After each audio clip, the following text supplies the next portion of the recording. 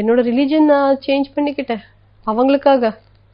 இவ்வளோ ரிஸ்க் எல்லாம் எடுத்துட்டு நான் அவங்கள கல்யாணம் பண்ணிக்கிட்டேன். இப்போ நான் கன்சீவ் ஆயிருக்கேன். கன்சீவ் ஆயிட்ட அப்புறமும் இவ்வளோ கஷ்டத்துல நான் எதுக்கு ஃபைட் பண்ணிட்டு இருக்கேன்? அவங்க வேணும் தானே. ஒரு சைடு லவ் இருந்தா பத்தாதுங்க, 2 சைடும் லவ் இருக்கணும். சொல்றது வேற, நடக்கிறது வேறன்னா அதுல அர்த்தமே இருக்காது.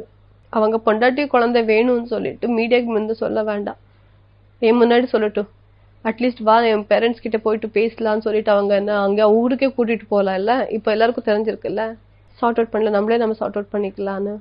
இல்லை இல்லை இவ ஃப்ரெண்ட்ஸ் எல்லாம் இருக்கோம் இல்லை, ஏன்னா நமக்கு 2 பேருக்கு கல்யாணம் பண்ண ஃப்ரெண்ட்ஸே இருக்குல்ல, அவங்களெல்லாம் கூப்பிட்டுட்டு ஒரு மீட்டிங் வச்சுட்டு சரி பண்ணலாம்ல. எதுக்கு அவங்க முயற்சி பண்ண மாட்டாங்க? அது எதுக்கும் வந்தாங்க போயிட்டாங்க, அவ்வளோதான். அவங்களுக்கு எல்லாம் இன்டர்வியூ கொடுக்குற டைம் கொஞ்சம் அவங்க வைஃபுக்கு ஒரு 1/2 hour கொடுத்துருந்தா இவ்வளோ பிரச்சனையே போயிருக்காது. ஒரு உமன் தான் வந்து இன்னொரு உமனுக்கு சப்போர்ட்டாக இருக்கணும்.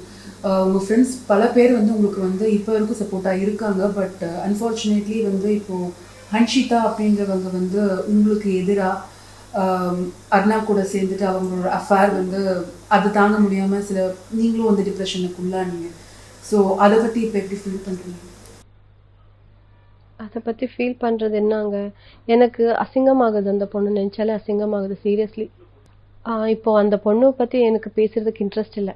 இப்போ எனக்கு என்னோட லைஃப், என்னோட குழந்தையோட ஃப்யூச்சர் மட்டும் இம்பார்ட்டண்ட். எனக்கு நியாயம் வேணும். அவள் என்ன தப்பு பண்ணியிருக்காளோ என்னன்னா கடவுள் பார்த்துப்பாங்க. இப்போ எல்லாருக்கும் தெரியும் யாரு என்னெல்லாம் பண்ணிட்டு இருக்காங்கன்னு, நீங்களே பார்த்துட்டு இருக்கீங்கல்ல, அது கடவுள் பார்த்துப்பாங்க. அப்புறம் இப்போ அதை பற்றியெல்லாம் யோசிக்கிறதுக்கு எனக்கு டைமும் இல்லை. இப்போ என்னோட ஃபேமிலி சரியாகணும், அவ்வளோதான்.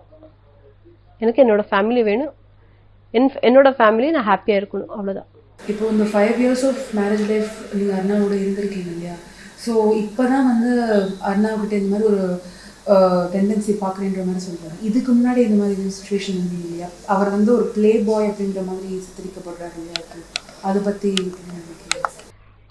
அவரை பற்றி நான் முன்னாடி கொஞ்சம் தெரியும். ஆனால் எப்போ நம்ம 2 பேரும் நம்ம 2 பேரும் ரிலேஷன்ஷிப் ஸ்டார்ட் ஆயிடுச்சோ அப்போலேருந்து அவங்க எனக்கு ட்ரூவாக தான் இருந்தாங்க. ரொம்ப லவ் பண்ணிட்டு இருந்தாங்க, ரொம்ப கேர் பண்ணிட்டு இருந்தாங்க. நான் வர்றதுக்கு முன்னாடி அவங்க லைஃப்பில் ஒரு பொண்ணு இருந்தால் அது எனக்கு நல்லாவே தெரியும். அதுக்கப்புறமா நான் அவங்க லைஃபுக்கு போயிட்ட அப்புறமா நம்ம 2 பேரும் ரிலேஷன்ஷிப் நம்ம 2 பேரும் லவ், அவங்க என்கிட்ட ட்ரூவாக இருந்தாங்கன்னு நினச்சிட்டு இருந்தேன். ரொம்ப கேர் பண்ணிட்டு இருந்தாங்க. இப்போதான் எல்லாம் தெரியுது. ஒருத்தர் சொல்லிட்டு இருக்கும்போதே நான் இந்த மாதிரி ஒரு பையன் கூட நான் வாழ்க்கையை நடத்திட்டு இருந்தேன். நான் ஷாக்கிங்காக இருக்கு. ஒரு சைடு ஒரு நியூஸ் கேட்கும் போது எனக்கு ஷாக்கிங்காக இருக்கு. இது நம்ம அந்த மலேசியன் பொண்ணுக்கிட்ட அமௌண்ட் கேட்டது அது ஒரு மாதிரியானா, இல்லை வேற பொண்ணு பிளே பாய் மாதிரி இருக்குல்ல, அது கேட்கும் போதே எனக்கு ஷாக்கிங்கா இருக்கு. நான் அவங்களோட லைஃப்ல இருக்கும்போதே அவங்க இப்படி எல்லாம் பண்ணிட்டு இருந்தாங்களா? ஆனா இதெல்லாம் எனக்கு தெரியாம போயிடுச்சு. நான் நம்பிட்டு இருந்தேன். எனக்கு இப்பவும் அது நம்ப முடியல. நிறைய சைட்ல இருந்து நிறைய நியூஸ் கேள்விப்பட்டுட்டு இருக்கேன் இப்போ எல்லாம். ஆனா அவங்க எனக்கு காட்டின அன்பு, அந்த லவ், கேர் எல்லாம் நினைக்கும் போது அப்போ எந்த இதுல அவங்க என்ன அவ்வளோ எல்லாம் லவ் பண்ணாங்க அந்த மாதிரி எல்லாம் இருந்தா எனக்கு அது டைஜஸ்ட் பண்ணவே முடியல. இப்போ இது வந்து மீடியா சைட்லையும் சரி, பப்ளிக் சைட்லையும் சரி ஒரு கம்யூனல் இஷ்யூவாக பார்க்கப்படுது. பட் பல பேருக்கு வந்து இது கம்யூனல் இஷ்யூ கிடையாது.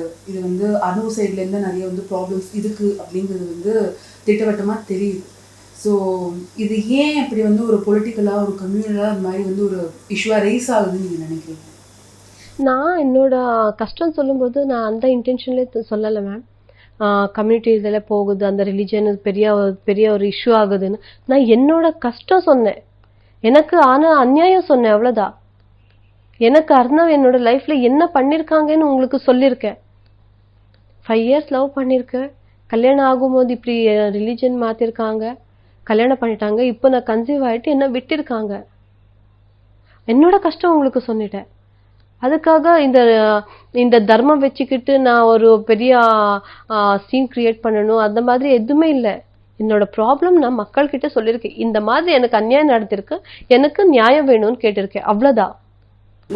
ரொம்ப ஸ்ட்ரெஸ்ஃபுல்லான சுச்சுவேஷனாக இருக்கும், எங்களுக்கே தெரியுது. நீங்களும் வந்து ஒரு உங்கள் சைட்லேருந்து சரி, ஃப்ரெண்ட்ஸ் சைட்லேருந்து சரி, இது வந்து பயங்கர ஸ்ட்ரெஸ்ஃபுல்லான சுச்சுவேஷன்றது நல்லாவே தெரியுது. ஸோ டாக்டர்ஸ் என்ன சொல்கிறாங்க, என்ன மாதிரியான இது வந்து உங்களை வந்து பண்ண சொல்லி சொல்கிறாங்க, மென்டலி ஃபிசிக்கலி என்ன மாதிரியான உங்களுக்கு மெடிசன் சப்போர்ட் கொடுக்கப்படுறது சொல்லுங்கள். டாக்டர் என்ன சொல்கிறாங்க, நீங்கள் கம்ப்ளீட் ரெஸ்ட் எடுக்கணும், அப்புறம் எதுவுமே டென்ஷன் பண்ணாதீங்க, ஸ்ட்ரெஸ் எடுக்காதீங்க, ரொம்ப வெயிட் லிஃப்ட் பண்ணாதீங்க, ரொம்ப ஒர்க் பண்ணாதீங்க, நல்லா ஃபுட் சாப்பிடுக்கோங்க, நல்லா ஹாப்பியாக இருங்க. இது என்ன ப்ராப்ளம் இருந்தாலும் அது நீங்கள் ரொம்ப அது என்ன மென்டலி ரொம்ப ஸ்ட்ரெயின் எடுக்காதீங்கன்னு சொல்லியிருக்காங்க. கம்ப்ளீட் ரெஸ்ட் பண்ணணும்னு சொல்லியிருக்காங்க. லாஸ்ட்டாக நீங்கள் வந்து மீடியாவுக்கு பப்ளிக்கு என்ன சொல்ல விருப்பப்படுறீங்க திவ்யா? இப்போது நிறைய பேருக்கு கன்ஃபியூஷன் இருக்குது, யார் சரி யார் தப்பு, ஏன்னா 2 பேரும் தப்பு பண்ணிட்டு இருக்காங்களே, 2 பேரும் சரி இருக்காங்களான்னு. இன்னும் கொஞ்ச நாள்லேயே உங்களுக்கே தெரிஞ்சிடும் யார் எந்த சைடு உண்மை இருக்குது, யார் பொய் சொல்லிட்டு இருக்காங்கன்னு. ஏன்னா இது நான் சொல்கிறது அவங்க சொல்கிறது இல்லை, இதில் போலீஸே என்கொயரி பண்ணுறாங்க, எதில் உண்மை இருக்குது எது பொய் இருக்குன்னு எல்லா டாக்குமெண்ட்ஸ் எல்லாம் அவங்க கரெக்டாக பார்த்துட்டு செக் பண்ணுவாங்கல்ல. அதில் நம்ம ஏமாற்ற முடியாது, எதுவுமே பண்ண முடியாது. என்னோட டாக்டர் அது கொடுத்த ரிப்போர்ட்டே இருக்குது, அதிலே தான் எல்லாம் உண்மையாக தெரிஞ்சிடும். இன்னொன்று அது இன்னும் கொஞ்ச நாள்ல எல்லாரும் உங்களுக்கே தெரிஞ்சிடும். அப்போது நீங்களே புரிஞ்சுப்பீங்க, ஆமாம் இவங்க சரி, இத்தனை நாள் இவங்க தப்புன்னு நினச்சிட்டு இருந்தாலும் நீங்களே புரிஞ்சுப்பீங்க. இன்னொன்று என்ன சொல்லணும்னா, நான் தமிழ்நாடு சிஎம் சார் ரொம்ப தேங்க்ஸ் சொல்கிறேன். அவங்களுக்கு மனைவி செஞ்சதுனால தான் எனக்கு இப்போது தமிழ்நாடு விமென் கமிஷனர்லேருந்து எனக்கு ஹெல்ப்புக்கு வந்திருக்காங்க. அப்படியே கர்நாடகா விமென் கமிஷன்லேருந்து தமிழ்நாடு விமென் கமிஷனுக்கு சொல்லியிருக்காங்க, நம்ம பொண்ணுக்கு ஏதோ கஷ்டப்பட்டுட்டு இருக்காங்க, கொஞ்சம் பார்த்து பண்ணுங்க, என்ன ப்ராப்ளம் இருக்குன்னு செக் பண்ணுங்க சொல்லியிருக்காங்க. அவங்க எனக்காக வந்திருக்காங்க, எனக்காக வந்திருக்காங்கன்னு சொல்லிட்டு நான் சரின்னு அவங்க சொல்லலை, பார்த்துருக்காங்க எது கரெக்டாக இருக்குது என்ன தப்பு இருக்குன்னு எல்லாம் அவங்க என்கொயரி பண்ணிட்டே என்கிட்ட பேசியிருக்காங்க.